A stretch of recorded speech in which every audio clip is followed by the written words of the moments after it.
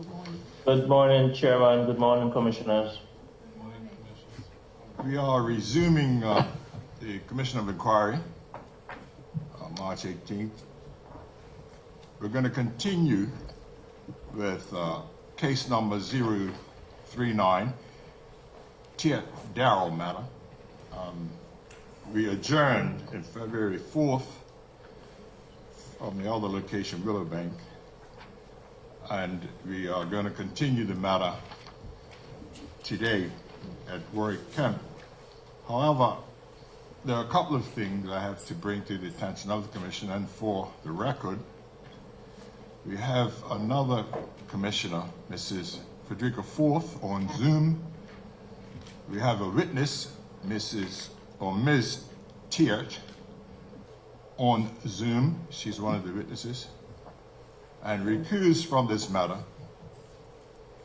is Justice Wade Miller and Commissioner Quentin Stovall. So with that having been said and recorded, Counsel, you may continue, sir. Thank you, Chairman. The matter at hand is, as indicated, Chairman, the matter 039, claim number 039. The applicants sought to submit and are continuing their claim with regards to the estate of John Darrell, land which they indicate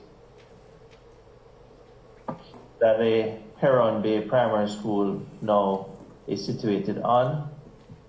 They further allege that the government at some point, well, not at some point, but bulldozed and built on that property without right. And they make a number of other claims which they have advanced in respect of incorrect plans and how the estate had been allocated, They make a number of other claims in respect of the role of the government, and they assert that there has been further encroachment by the building of homes and the establishment of the Riviera Estate right-of-way. I'd like to ask at this time, Mr. Chairman, that the witnesses are sworn. There are 4 witnesses. I'd ask that they are sworn or affirmed at this time, depending on their persuasion, religious conviction, or otherwise. I'd ask that they are sworn or affirmed accordingly. Yes, Thank Counsel, that will be carried out. Good morning, Ms. Tiart on Zoom. I'll start with you. Would you like to give an oath or swear an affirmation? I can swear an affirmation. Okay, if you can please state your name for the record. Haley Tiart. And Please raise your right hand. And repeat after me. I do solemnly and sincerely declare and affirm that the evidence I shall give shall be the truth, the whole truth, and nothing but the truth. Thank you.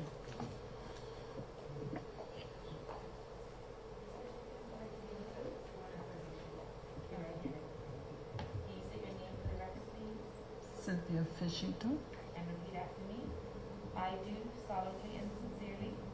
do solemnly and sincerely declare and affirm that the evidence I shall give shall be the truth, the whole truth, and nothing but the truth. Thank you. Just for clarity, could the witness repeat her name, please? Cynthia Fishington. Thank you.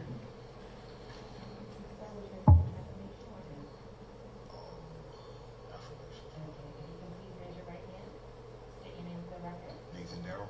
And repeat after me. I do solemnly and sincerely. If you could speak a little bit louder for the microphone. I do solemnly and sincerely declare and affirm that the evidence I shall give shall be the truth, shall be the truth, the whole truth, the whole truth, and nothing but the and truth. nothing but the truth. Thank you.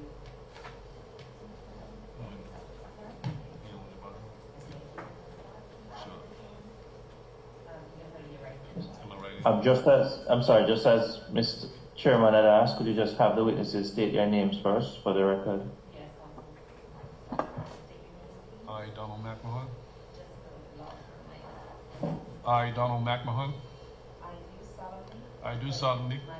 Okay. I swear by Almighty God that the evidence I shall give shall be the truth, the whole truth, and nothing but the truth.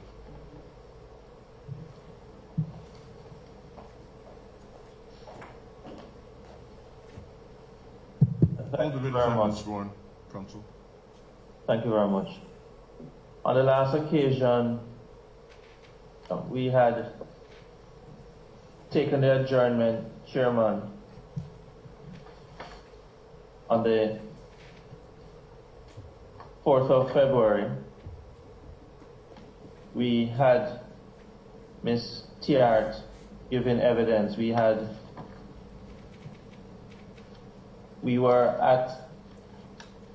going through the PowerPoint presentation, and I just indicate that we'll continue that exercise. We had concluded at page 80, slide 80.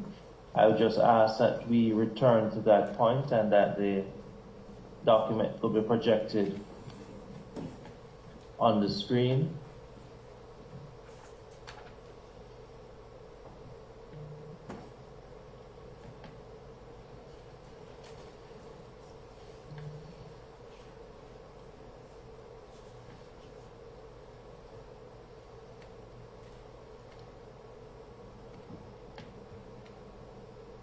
I'd ask Chairman also that the document which is projected on the screen, which consists of 157 slides, and that is your count, Ms. Tiax, 157 slides?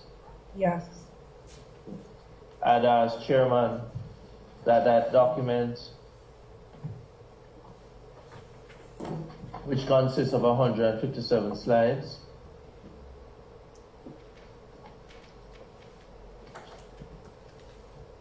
that it is tendered and admitted as Exhibit HT 31.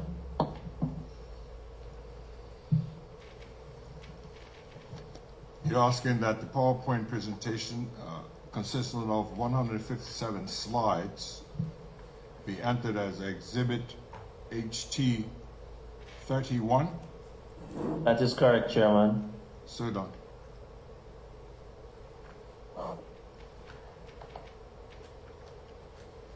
Now, Madam, on the last occasion, Ms. Tiart, you had read this document HT 30, which is indenture dated 11th March, and you had then taken us to HT 24 by way of illustration, and you had made a particular point.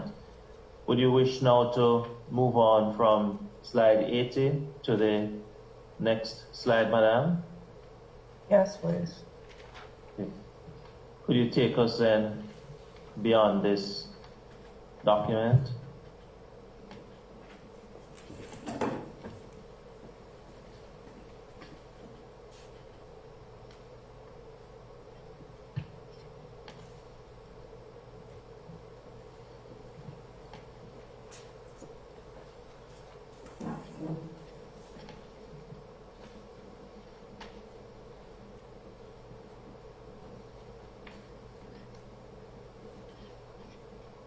You may continue, Madam. Okay, thank you. So the following document on the screen currently is a receipt of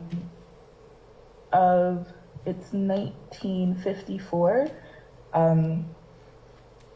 for the aid of Amelia Sterrell, and we talked previously about how ownership was continued within the Daniel family during 1954, and that's evidenced by the receipt here from the Southampton Parish. And This was a bill that was payable on demand and signed by R.C. Burroughs. Again, just evidence that the land was in the Darrell family possession during 1954. Counsel and witness, if you could speak a little louder. Pardon me. Yes, a bit louder, so that we can hear. Better. Thank you.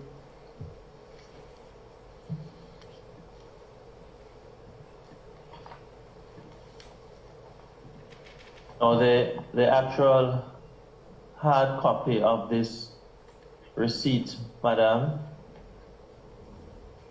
Where is the hard copy of this receipt? I believe that the hard copy is within the documents that Nathan Darrell has. Okay, so what we're going to ask is Mr. Nathan Darrell, as we go through each, to present each document to the Secretariat so that we may make it an exhibit, even though it forms a part of the exhibit HT 31. You'll just give him some time. He could just indicate by a raise of hand when he has located it. Could I just ask the Secretary to scroll up the date? The date on the document is October 1, 1954. What we'll do, we'll just move on until that document is found. We'll just make a note to return to it. But we just ask that in terms of the slide presentation, Mr. Darrell, you could just line up the documents as we go along, but we'll return to it shortly. You may continue, ma'am. Thank you. Are we on the next slide? Please. Okay, on the next slide is another two bills up the top, payable to Mr. Reginald Burroughs, again for the estate of Amelia Sterrell. The one on the left is from 1949, October, it appears to be 18th. And then the one on the right is September 10th, 1950. Again, just making the Darrell's claim to the land during this period of time, which contradicts, some of the previous claims to the land during this time period, and also claim via maps that other persons have made. And then at the bottom of the page, You're going too fast, please. Going too fast. Pardon me. Just to indicate, what slide are we now on? Slide 90. Slide number 90. And you're indicating that these two receipts are proof of ownership of Mr. Darrell, and it contradicts your saying, my word, the fact that ownership claims that were being made by other persons. Yes, that's correct. Thank you. You may proceed, madam. Thank you. And at the bottom of this page, again, is a receipt from E.T. Richards for £4 and 4 shillings for professional services. These receipts dated 1953 and 19... Sorry, just a moment. Could you please go back to the receipts, please? Yes, you're referring to these receipts? Yes, I am. Yes. And could you please repeat the point in respect of professional services and Mr. E.T. Richards, please? Yes, so E.T. Richards was contracted by, I believe it was George Darrell, to convey the land into his name after Amelia Darrell passed, and that was not done. So these are receipts talking about the professional services that were supposed to be done, but were not actually completed. And this is just evidence of the contractual relationship between E.T. Richards and George Darrell. Okay. And you made reference to receipt for £4, but there's another one. Could you see receipts at the same time, please, Secretary? The second receipt is from the 2nd of February, I believe, 1950. And it is the sum of £1 and 12 shillings, again, for professional services from received from George Darrell to E.T. Richards. Now, could you just share with us what's the significance of you highlighting here by way of the receipts from E.T. Richards to the fund? What's the point that you wish to make here? So previously, we made the point that E.T. Richards had been contracted by George Darrell to convey the land into his name, which has not been done, which is still why this estate. Slow down a bit, please. Pardon me.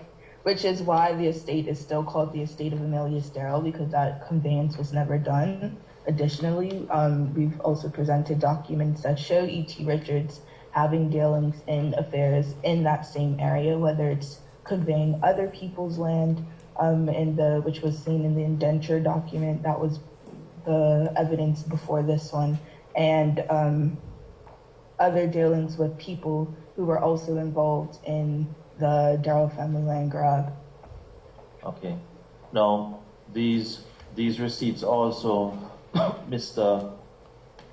Nathan Darrell also has in his possession. Yeah. Yes, Mr. Max.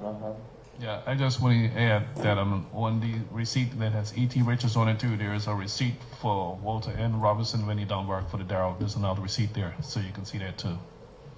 I'm just going to ask you to repeat that and speak. Okay, I'm sorry. And on the same page that has receipts from E.T. Richards. Slide 90. I'm sorry, I didn't. Slide 90, on the same slide 90. Yeah, slide 90, yeah. There's also a receipt for Walter N. Robinson showing that he had done work for the Darrell family too. We're paying him. So there's a receipt on there with his name too. Yeah, could you just point us to that and Okay. Right up.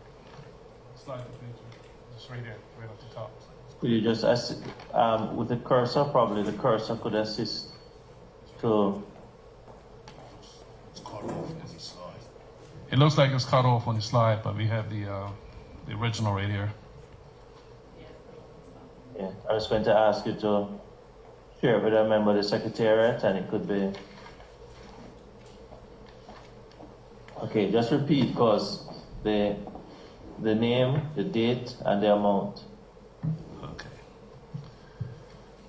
Okay, it's Walter N.H. Robinson. The date is April 15, 1963. Received from George Darrell the sum of £1, 1 shilling. And it's 15/4/63. That's on the stamp. Is that 5-3, sir? 53, yeah. Yes. 5-3. Still one right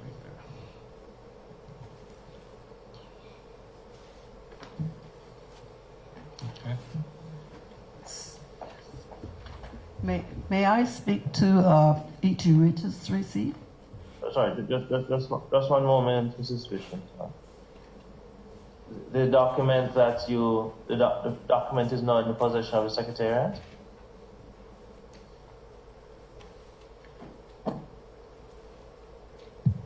Yes, Counsel, I have it. I'm sharing it with you now.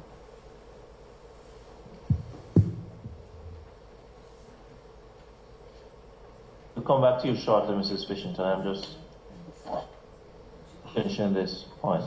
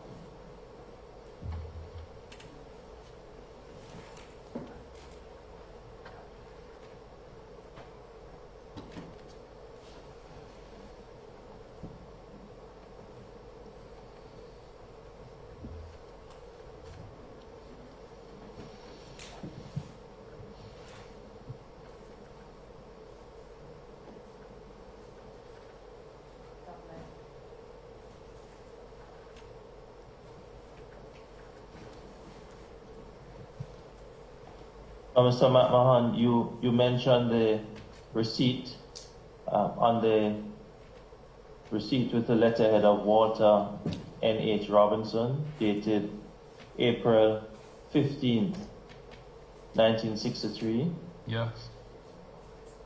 indicating that £1, 1 shilling was received from Mr. George Darrell. Yes. It says for something in writing letter. I can't make up the first word, but it says in writing letters. Mr. Chairman, I'm just going to ask that receipt on the, which bears the Must be conveyance. name Walter N.H. Robinson, dated April 15th, 1963, that it is tendered and admitted as Exhibit DM. Consultants. Okay. Just looking at the receipt, it looks like it says consultants and writing letters. Consultation and writing letters. Thank you very much. I crave your indulgence, Chairman. Yes, would you repeat, Counsel?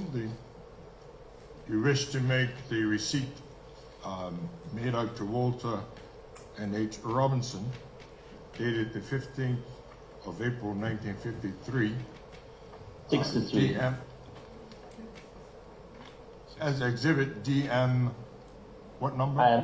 I'm trying at this time, Mr. Chairman, just to recall what was the last exhibit we had for DM. I'm just searching my records now. Could I just ask you to, I crave your indulgence for a moment. Yes, if the Secretary could do that research quickly so we can give this exhibit number for Donald McMahon.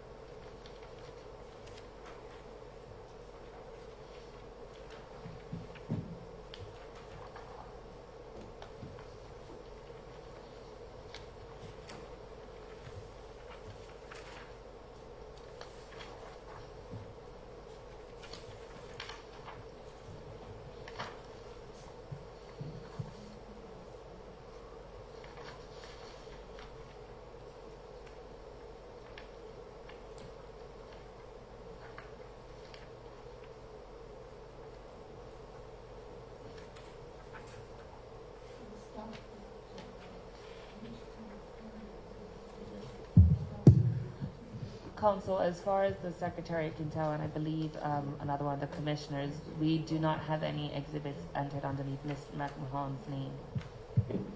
I'd ask that this be DM1, Mr. Chairman. Yes, you wish for this exhibit, the receipt to Walter Robinson be made Exhibit DM1? Yes, Chairman. Yes. Thank you. So recorded. Receipt made out to Walter N.H. Robinson, dated April 15, 1953. Be recorded as Exhibit DM1. Thank you. Could I just, before we go further, Mrs. Fishington, you wish to say something? Yes, sir. The receipt from E.T. Richards. There's a question, like he would say, what was it for? Because he himself had said there were no deeds, and he told my father that the deeds got burnt, and then he has given my father a receipt, and I would like to know what was it for if he never handled the deeds, and that's the question I would like to leave with you. Perhaps if the witness could repeat that, give your name and just repeat that statement one more time, please, madam. Cynthia Fishington. I was saying that E.T. Richards acted as if he had no dealings with my father because he said there were no deeds, and that was to be registered, the Gaze Powell and people like him. And he told my father that the deeds burnt in the hotel fire. And so we have a receipt saying that he did have dealings with my father because he was saying there were no deeds. So the question I would like to ask is, what was he giving my father a receipt for if he never had his hands on those deeds? And that's my question. Yes, thank you very much, madam. I'm certain that will be noted, and when we get further into the evidence, that you'll come to some conclusions on the statement that you just made, based on that receipt that E.T. Richards tendered to your father. Thank you. Counsel, do you wish to make a comment on that? No, definitely no, Chairman. No. Oh, you can be. No, Chairman.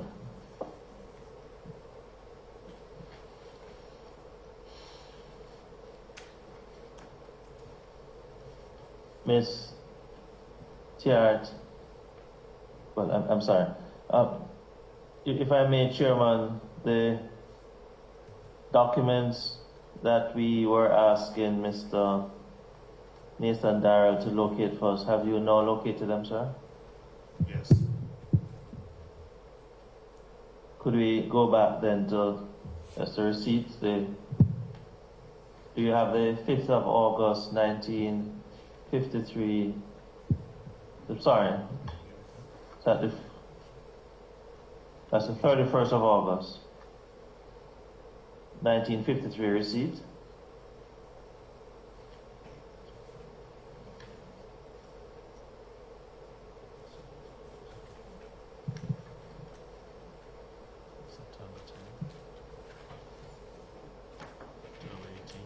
I'm sorry, could you turn on your microphone, Mr. McMahon? Sorry.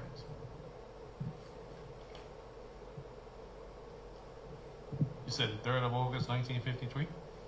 Well, what is projected on the screen, there are receipts, and I had just asked Ms. Tiart in respect to the receipt. She had indicated that Mr. Nathan Darrell has them there with him. So I'm now just going back to them because I'd like to tender them as exhibits. Yeah, we have the 3rd of August, 1953 right in front of me. I have it in my hand. You have to speak into the microphone. I'm Please sorry. answer. Yes, we have the 3rd of August, 1953. I have it in my hand. That's received from E.T. Richards. That's £4, 4 shillings. Yeah. Mr. Chairman, and just to confirm, Mr. McMahon, and I just asked the Secretary to enlarge this receipt with number 7289 so I can actually see the date.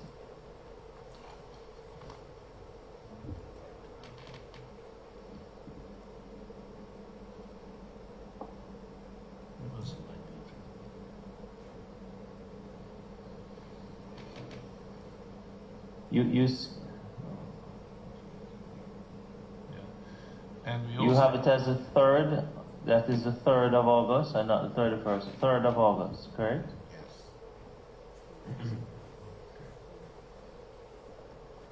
was that 31st? It's 3rd.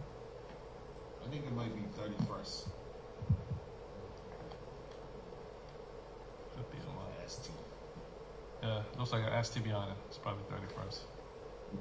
Yeah, so the receipt dated the 31st of August 1953, Chairman, which has at the top left-hand corner number 7280, received from George Darrell, the sum of £4, 4 shillings. It's a receipt bearing the name E.T. Richards. I'd ask that it is tendered and admitted as exhibit DM2. Counsel, Ms. Lister here. Pardon me? Just a point for clarity, the document that Mr. McMahon has is not an original document. It is a scanned copy, which is the one displaying on the screen here now. So Thank all of them are displaying on one sheet.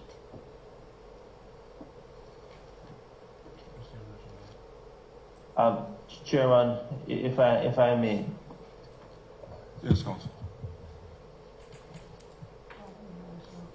There's a copy. the document copy which is displayed on the screen now, which I asked that it could be minimized.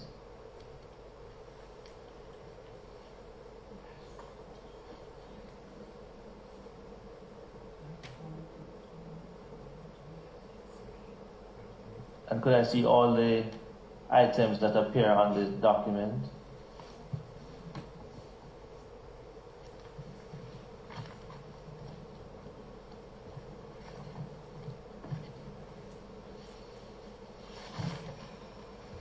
There are 5 receipts that appear on this sheet of paper, Chairman, a copy. For ease of reference, and so that we will be able to follow at a later date, I'm going to ask you to consider my application now. Previously, Chairman, we had indicated that the receipt which bears a name of Walter, I'm sorry, I'm not seeing it clearly, of Walter, And H. Robinson. that was designated as DM1. Correct. But in light of the fact that there are other receipts on the said page, I would like to just go through each. I'd like the entire document to remain as DM1, but I would just like the note to be made that it has 4 other receipts projected on it. So if the Secretary could actually just go through to magnify each so that I could speak it into the record and have yourself and commissioners note it, that these 5 receipts are on DM1. I will then ask the witnesses to indicate what each is so that the record will be clear. Could we then have the starting clockwise? Could we have the receipt that is in the right corner? No. Okay. Not rotating it, but just to. On the right, okay. Okay. So, thank you.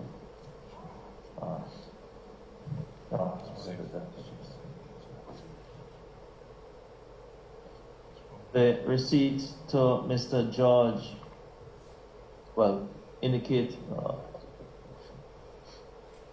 Sorry, Council, I'm just trying to make it as big as possible for you. Give me 1 second. Sorry, thank you. It is on the.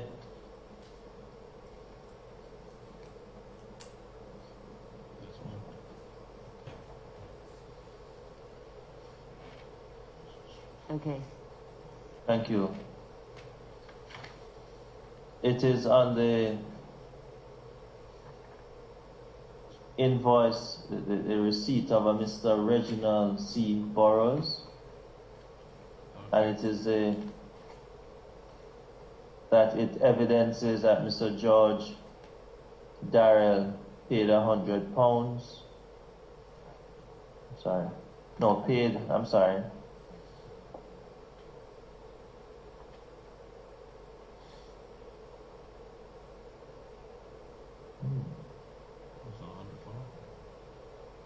Is that 4 shillings, Chairman? My eyes are not that great, but I'll ask the witness to clarify that. Mr. McMahon, can you tell us what that exact amount is, please, sir? It looks like 100-0-0. Then underneath it says. I'm not here. I'm not hearing. Okay, the top one says 100. There's a dash in between a 0, another dash and a 0. Then underneath is -4, 04. Yes, but I believe this document is showing the assessment for 1949, but then below it, it shows the amount to be paid, which is a little different. Ms. Tiart, are you able to assist what this document purports to represent?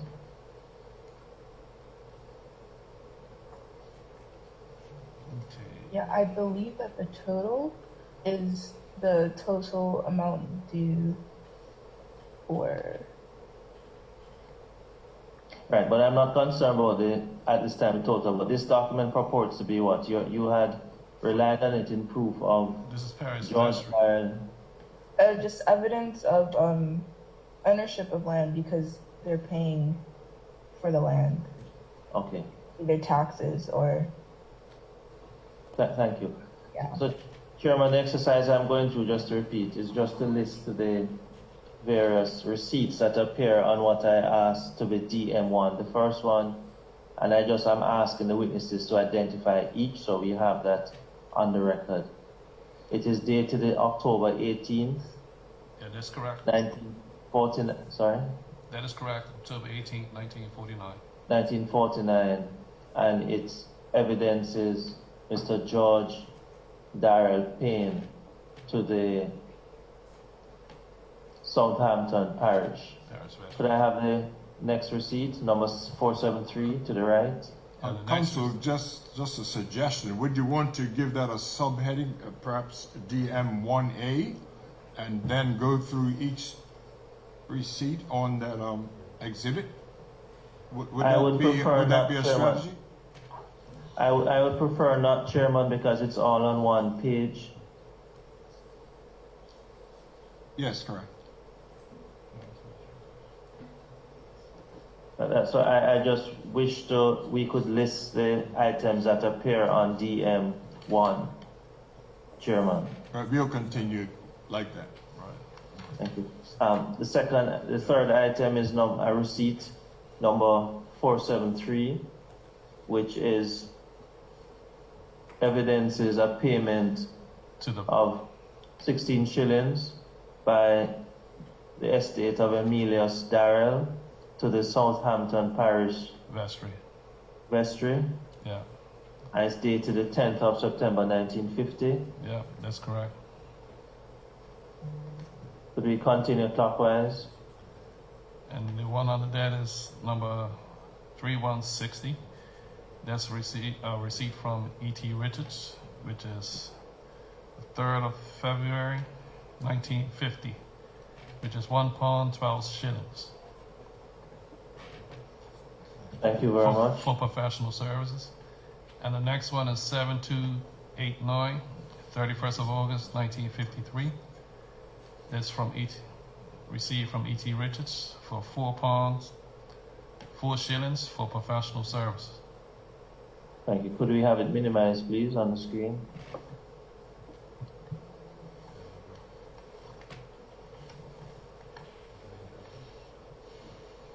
Our Council Commissioner Starling wishes to make a comment.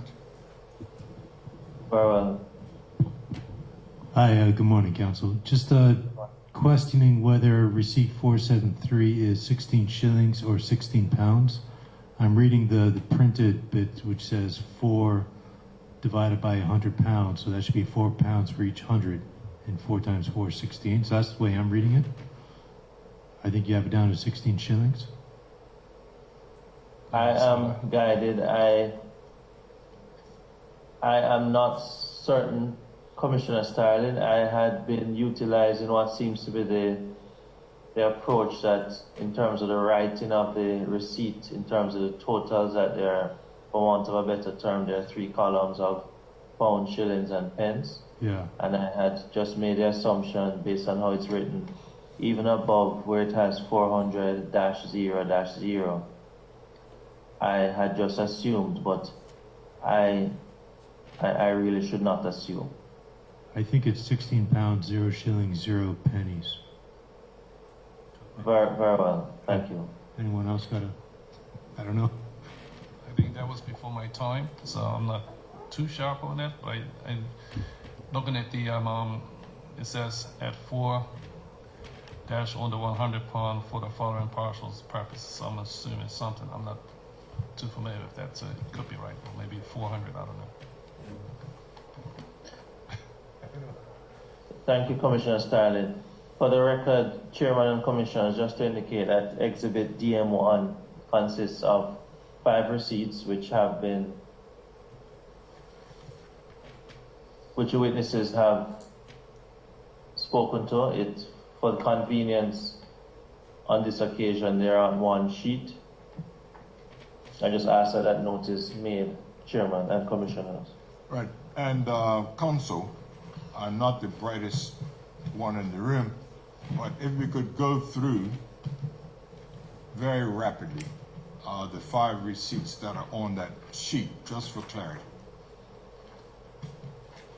Very well, Chairman. Could I just have it reduced again so that I can see the one at the bottom left-hand corner?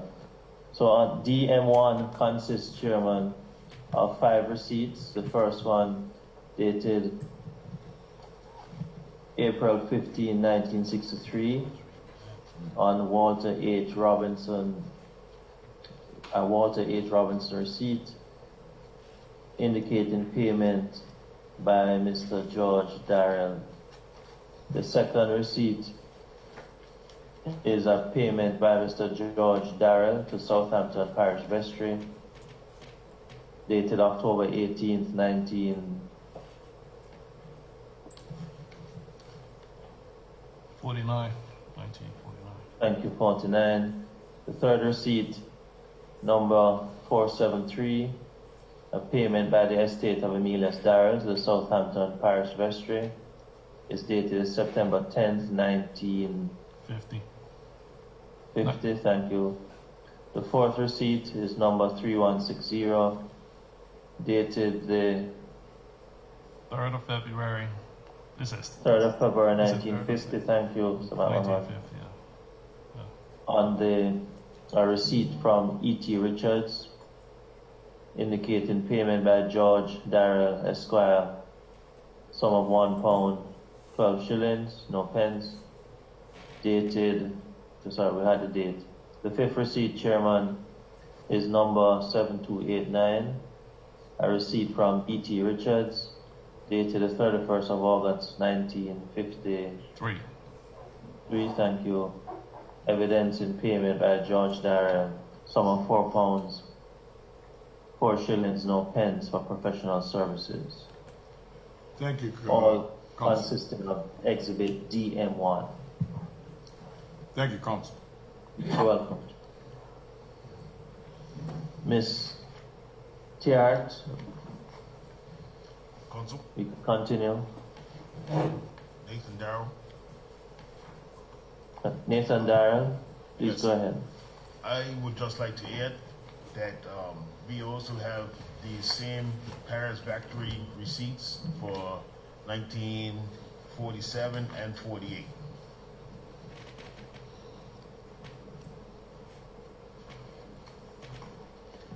You have another set of receipts for 1947, 1948, That's correct, sir. and they are all together. Well, what I'm also going to ask you to do, are they a part of the presentation that is ongoing? Are they embedded in the presentation, sir? No, they're not. I'm just going to ask you to give it, let the member of the secretariat have it, and when they have it and they're able to copy them, then we'll return to that to have it tendered as an exhibit for 1947, which will be scanned together, and 1948 scanned together separately, both separately, separate years. Thank you, Mr. Darrell. You could just indicate once the secretariat will indicate after that process is completed.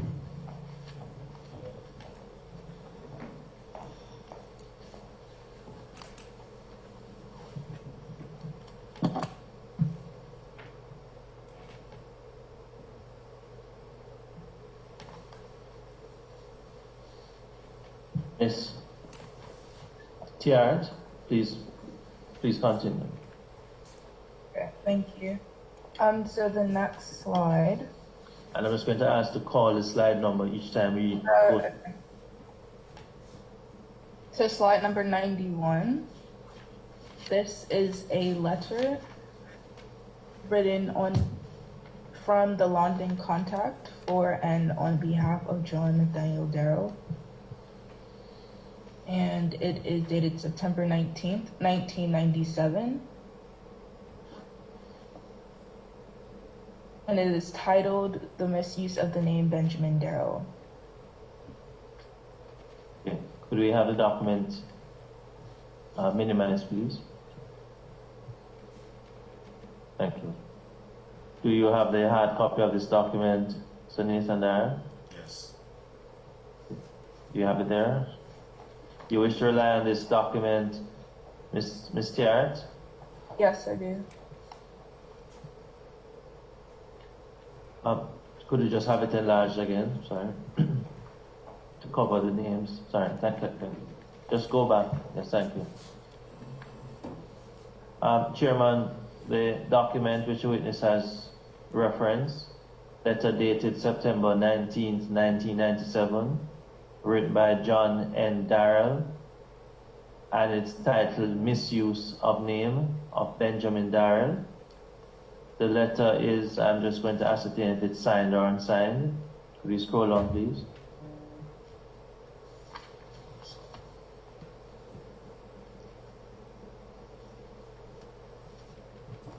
It is unsigned. I'm going to ask that it is tendered and admitted as exhibit DM2.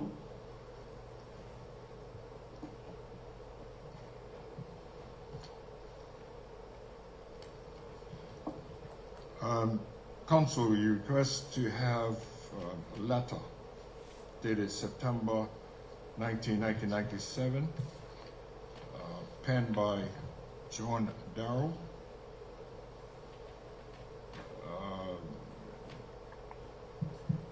titled Misuse of Name of Benjamin Darrow, tendered in evidence as Exhibit DM2. That's correct, Chairman. So done.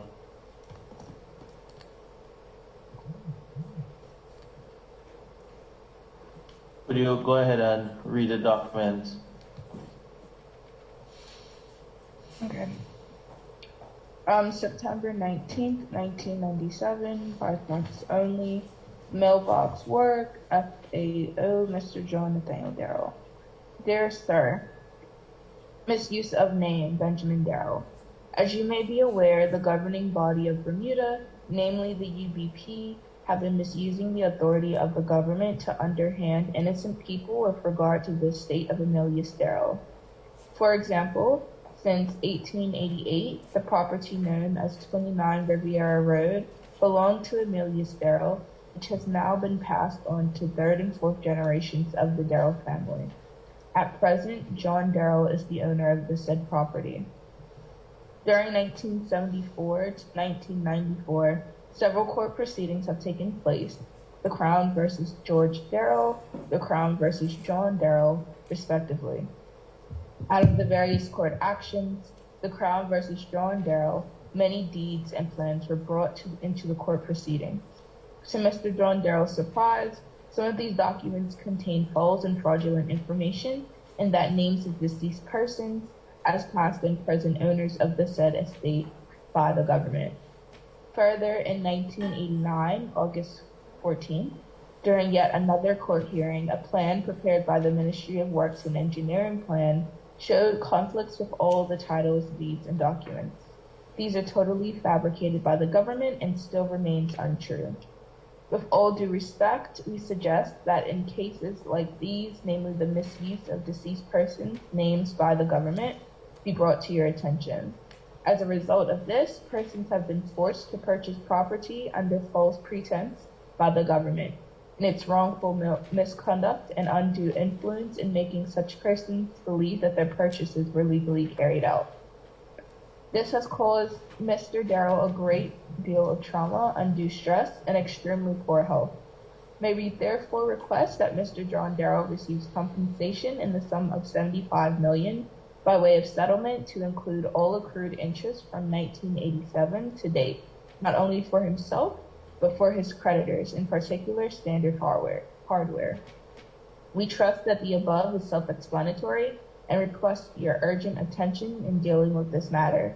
Yours faithfully, London Contact, for and on behalf of John Nathaniel Darrow. Thank you, Madam. Did you ever receive a response to this letter? What, not you, but I mean, did the estate or the family, based on your presentation, do you have any evidence whether a response was received? I'm not sure if a response was received, but the compensation has not been received. Thank you. You may proceed, Madam. Okay, and then on the slide 92, we have a letter from Mr. John Nathaniel Darrow of 79 Sleepy Hollow Drive, Hamilton Parish, CR02, to Butterfield Bank. Just a moment, ma'am. Do you have the hard copy of that document, Mr. Nathan Darrow?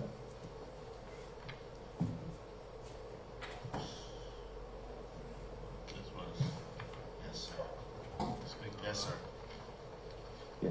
I'd ask Chairman that the letter which is projected on the screen, on the letterhead of Mr. John Nathaniel Darrell, dated June 5, 2004, that it is tendered and admitted, excuse me, as DM3.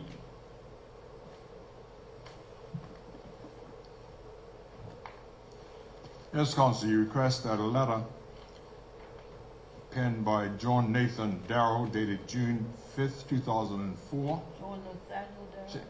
John Nathaniel Darrow dated June 5th, 2004, be recorded as exhibit number DM3.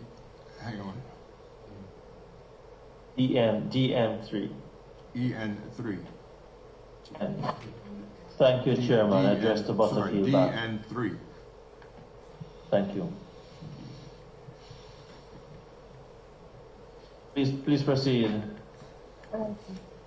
Butterfield Bank, Head Office, 65 Front Street, Hamilton, HN19. I believe I forgot to say the date. It's June 5th, 2004. Read the case judgment. Dear Sir or Madam, please see letter of May 30th addressed to His Excellency the Governor Sir John Verker. First page that describes 56 years of violating Bermuda's laws and showing no respect towards King George VI, nor Her Majesty Queen Elizabeth II's 52-year reign. This reference pertains to Amelius Darrell's estate only. Please see document 7B attached. This document shows that in June 1950, Mr. E.T. Richards supported Mr. Wycliffe Stovel's plan of 1948. The tax receipt attached shows that this event was not recorded by the Southampton Vestry, therefore the property remains the estate of Amelius Darrow. Mr. Wycliffe Stovel's plan of 1955 and Mr. W.G. Brown's plan of 1964 supports the bank's deed of confirmation 100% against the Bermuda government. Since 1992, a serious double standard has existed at both banking institutions. You will find one such experience described in my letter of May 21st, 2001, addressed to Mr. George Jackson, Assistant Commissioner of the Police Service, Bermuda Police Services. See orange tag Title G, page 2, item 6, which shows that both banks financed me on 70 feet by 100 feet of property established in a letter from Appleby, Sperling, and Kemp. And both banks saw the mortgage deed, which showed that the actual footage was 75 feet by 100 feet, and the tribe road on the west boundary.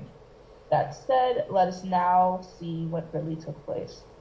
The bank's lawyer and I worked together from the J.H. Dale plan, the 1939 deed, and the 1943 deed and the 1956 deed to produce the deed of confirmation. This deed of confirmation brought an end to all wrongdoing to the Amelia Sterrell's estate and affected persons involved as far back as 1962. In 1992, the major players were still alive, and Miss Kathy Lightborn requested to put a mortgage on Amelia Sterrell's property for collateral to cover my debt to Butterfield Bank. Please see Orange Tag Title G, Item 7, which describes the rules laid by the Department of Planning on how mortgaging of property is carried out. However, the bank's lawyer, Justin Williams' authority was over and above Bermudian law because he has a friend, Chief Justice Austin Ward, who gave him a favorable judgment on a case. Chief Justice Mr. Ward claimed that he heard both sides of the case, but he lied in this judgment in favor of the bank that I have been made to understand is against the bank's own legal policies. Let me state clearly that the bank's legal stand against such illegal actions was seen in the Daily Royal Gazette, June 4th, 2003. Please find attached the judgment of Mr. Ward and the lady he was found guilty of a lot lesser crime. We are more than happy to work with both banks and have enclosed separate deposit requests. See letter of May 7, 2004, addressed to Russell G. Wade, Permanent Secretary, Works and Engineering, page 7, showing compensation from the Bermuda government that will be deposited in equal parts to both banks. Monday morning, June 7th, I will call on you to discuss the matters above. In conclusion, we share with you the following list of parties involved. Mr. Philip Parentchief's writ with the Judge Hall's judgment is scheduled for interview Tuesday, June 8th. Attorney Arthur Hodgson, legal representative to lots 55 and 56 Sunnyside Park, soon to be Amelius Drive West, will also be on Tuesday, June 8th. Mr. W. Bourne, scheduled for Tuesday, June 8th, will deal with the forged deeds in 1955. Mr. Neville Darrow will advise his party and will bring these matters above to the attention of the general public Tuesday, June 8th. On Wednesday, Mr. W. Bourne will show the Chief Justice how King George V deed was forged in 1955, as shown in my letter to Her Majesty the Queen Elizabeth II, January 18th, 2000. Also on Wednesday, Mr. Bourne will set out a pleading for a part compensation of $7 million to me. Wednesday, June 9th, Mr. Philip Parentchief's writ, along with page 23 and 26 of Judge Cole's judgment, will show that a judgment was given on the Darrow property. We are hopeful that this long, hardful, and painful ordeal will be brought to a close. Most sincerely, John Nathaniel Darrow, signed John Darrow, CC, the Bank of Bermuda, L. Limited, HSBC, Butterfield Bank, Attorney General, Office for the Chief Justice, Mr. Neville Darrow, Attorney Arthur Hodgson, and the media. And the following article was just the article that was mentioned above, speaking to the lesser crime, speaking to the judgment of Mr. Ward and the lady who was found guilty of a lot lesser crime. Counsel, in view of the witness mentioning one Philip Parentchief being involved in this matter, that person is identified as my brother, and I would suggest that we have a short adjournment to discuss whether that impacts my ability to be neutral in this matter. So I would like to have a short sidebar with you, sir. Very well, Chairman. So at this point, Counsel, before we close, before adjourn, Mr. Arthur Hudson is a colleague of mine at Apex Law Group as well. Sorry, I'm not hearing what's. I'm not sure who's speaking, but I'm not hearing the speaker, Chairman. Counsel, this is Linda Milligan White. I'd like to point out I have the same problem as the chair this morning. Mr. Arthur Hudson's name was mentioned as acting in connection with this matter, and he's a partner of my firm. Thank you, Commissioner Milligan. Commissioner Stalling, we should make a comment. Don't worry, I don't have any conflicts. I was more wondering whether we need to serve adverse notices to some of the people named. I'm thinking, was it Austin Ward is mentioned and Justin Williams, although I know he's in custody in Florida right now, but just thought seeing as we're going into break, we can discuss that too. Yes, the Attorney General's Chambers commissioners had been given prior notice, and these are matters that, properly speaking, they could attend to in terms of treating with. They could just be notified because they could properly, based on the arms of the separation of powers, but generally how the chambers would operate, they could be notified and they could, properly speaking, treat with the matters that touch and concern an arm of one of the arms. Thank you. Counsel, would you just repeat that last part? I'm indicating, Chairman, that and Commissioners, that in light of the fact that we had previously given notice to the AG's department, who had indicated, and I had on the record so indicated, that they were watching proceedings even though they had been invited to attend. I'm just indicating that they could be now notified, and in respect of any notice that could be sent, I'm suggesting that we may not need to do so because the Attorney General's Chambers could properly represent any interest of an arm of one of the three arms of, especially the then Chief Justice who was named by the claimant. They properly could be advised and they could properly indicate their posture to represent that office. Yeah, Counsel, I'm requesting that we have a 15-minute recess to discuss the other matters concerning Ms. Milligan White, Commissioner, and myself, so that we could clarify the issue. Very well, Chairman. Yes. Witnesses, we not having prior notice about some of the persons named as acting either for